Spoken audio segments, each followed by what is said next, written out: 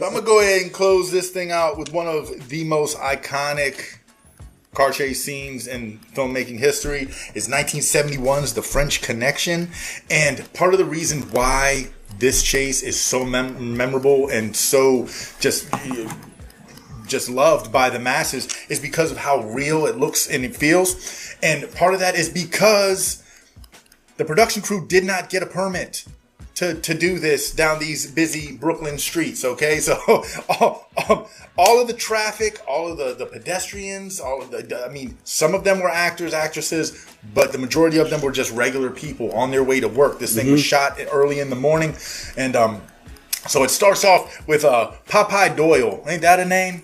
Popeye Doyle.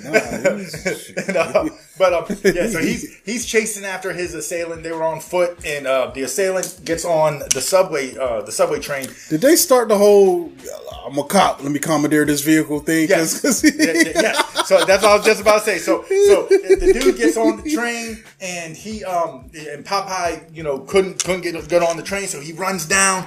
He says, "Yo, I'm a cop. I'm commandeering this vehicle," and he gets just a civilian to give him his car, and his motivation is to get to the next train stop before the train. So he's hawking the train, and I mean he's squealing through, just dipping. It looks like he's driving a Pontiac GTO, but I don't know for sure. But yeah, man, he's bobbing and weaving through traffic, driving on the right side of the street, the wrong side of the street, wherever he needs to go. Tires is screeching, and I mean, he's driving like a bat out of hell almost. And what ends up happening is then he makes it to the next station, but the train now is the guy is like, man, we're not stopping nowhere.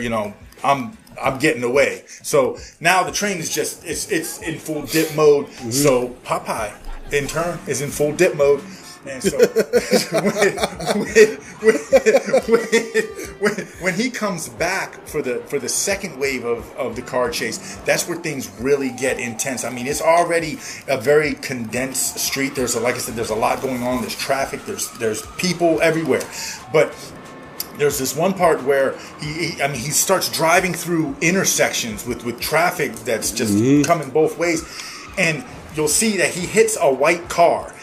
That was not part of the movie. That was not scripted. He actually hit a man that was on his way to work. And the crazy thing about it is they didn't even stop filming. They just keep rocking with Popeye as he's just cruising through. And it's wild because the production company, they actually got away with this by just pretty much telling the guy that they were going to pay for the damages on his car. So things you could get away with in the 70s, I guess. Yeah. But yeah, so then now he's up on the sidewalk. He's like I said, driving in the wrong side of the street. He almost hits a woman with a baby carriage. So I mean, he's stopping for nothing, for nobody.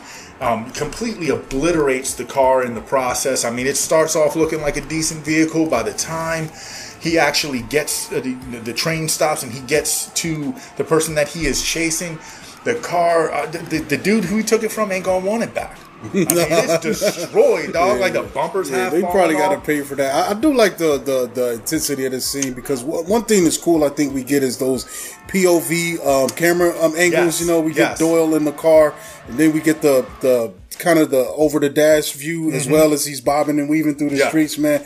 It really makes it just the energy of it, and combined with the music, man, it's just really intense, man. Yes, it feels like you're in the car. You know what I'm saying? And like I said, it feels like you're going at a very fast speed as well. Honestly, he could have easily stayed up with this train, I think, because the train and where it's at on those trestles, they're not going particularly fast. There's a lot of stops. It's not a bullet train. Yeah. So I think ultimately he wants to get far enough ahead where he does have time to get out and get up to the station in order to catch it, that way, So, but yeah, man. But yeah, it's a great scene.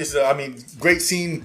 Really good movie. Like I said, this movie is revered because of how real it looks, and this scene does not disappoint, man.